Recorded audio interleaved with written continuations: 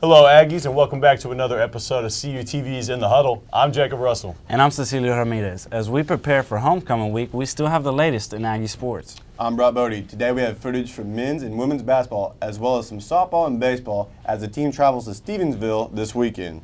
Yeah, guys, and I guess I missed the memo about the pink and purple ties for Valentine's Day. And what can you say, man? We're doing it for the ladies. My bad, ladies. Stay tuned for In the Huddle. It's next.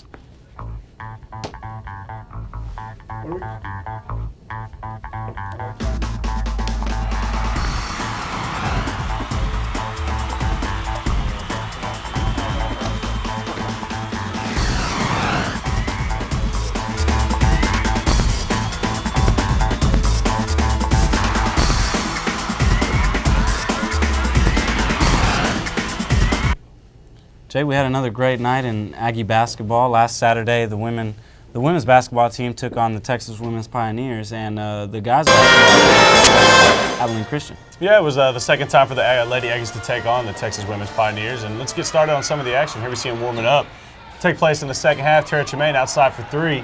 This is going to be a constant theme throughout the game. She really had the hot hand for the Lady Aggies, so they kept it coming to her. Again, Tara Tremaine for three.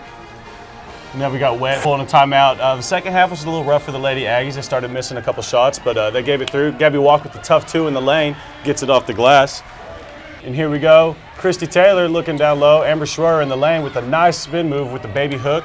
2 easy points for the Lady Aggies. Tara Tremaine again outside, can't make it, but here's when the hustle comes into play. Amber Schroer with the ball kicks it out to Gabby Walk, and she called glass on that, I promise she did. And here we go, and it's a tough game. The Lady Aggies couldn't pull it out. 65-49 to stay close the second half.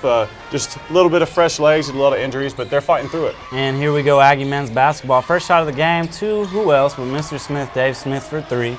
Makes that one, easy shot for him.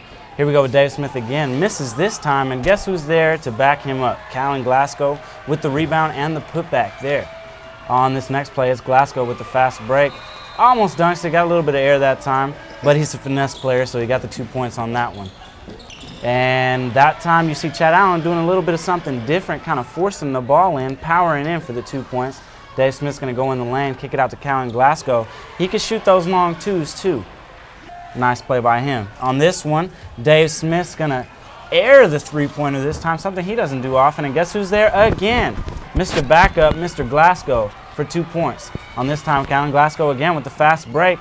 Nice little pump there to make the 2 points. That's the buzzer beater, folks. High fives the fans. At the half, it's 41-34. Aggies are up, but as usual in the second half, they let up the lead. Abilene Christian had a chance to catch up. Here's Callan Glasgow with a nice little in-the-lane jumper. Now, watch the scoreboard, guys. 69-68, 4.6 seconds left. I'm starting to get a little bit of deja vu here because it's Big T Daddy, Terrence Welsh, at the line again for the Aggies on the last play. This time he nails 2 instead of 3, puts the Aggies up by 3. Abilene Christian needs a 3-point play on this one. You'll see number 32 go all the way down and air the ball. No chance there, 71-68. Aggies get another nice win. Now on this next little effect you see, this is our new segment on In the Huddle called Aggie Hustlers. Now this is hustling all those players, these senior players that are putting in a little bit of extra effort to win these games. You'll see Mikkel Reed, who's been stepping up lately for the Aggies, shooting that outside shot, something he's been known to do. Mikkel Reed started off the season just as a role player coming off the bench for the Aggies, 9 points a game. Now he's scoring double figures every time. There you see, that's his key play right there. He'll run that all game long. He'll back up his defender on the last play, and you'll see right there he kind of starts the back up, and then he just turns around and shoots that jumper, something he's been doing all season. On the next play, you'll see here he goes, backing his player in. As soon as he gets in the paint, he'll do that turnaround jumper. He's got that quick release, folks, so it doesn't even give his defender a chance to block his shot. Here you see he goes to the left hand this time, still boxes his player down, turns around, makes the jumper, falls down, still makes it though. That's something he's been known to do. Now on these next 3 plays, this is Roosevelt Lovett, another senior on the Aggie team. When he steps up and makes these 3-pointers, he does a good job of taking the pressure off of Dave Smith. That way Dave Smith doesn't have to be shooting all game. So Roosevelt Lovett did a nice job here in this game. 9 points, 3 3-pointers. Great job by the senior. Now, of course, none other than Mr. Smith himself is going to top off the Aggie Hustlers. He's seen there doing the jumper in the lane. Nice shot. Here he goes with the fast break. Pump fake there to go with the right hand for the layup. Nice job by number 3. He's going to go back on this one.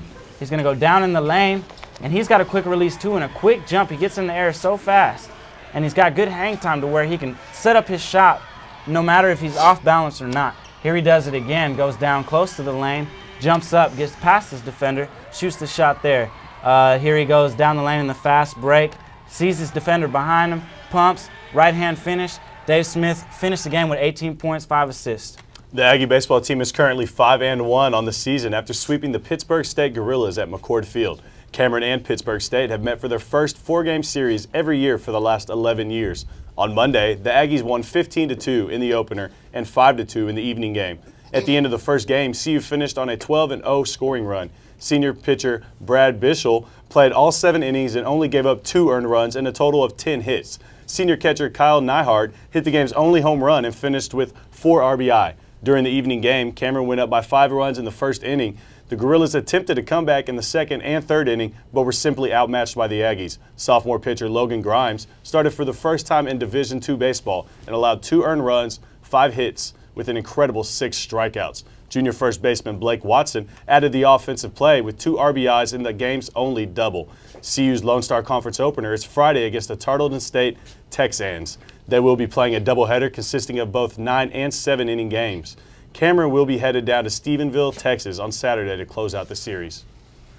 The Cameron Aggies softball team is 1 game under 500 with a record of 2-3. The Aggies ended their play in St. Mary's Invitational Tournament with a 4-3 win over Abilene Christian early in the tournament.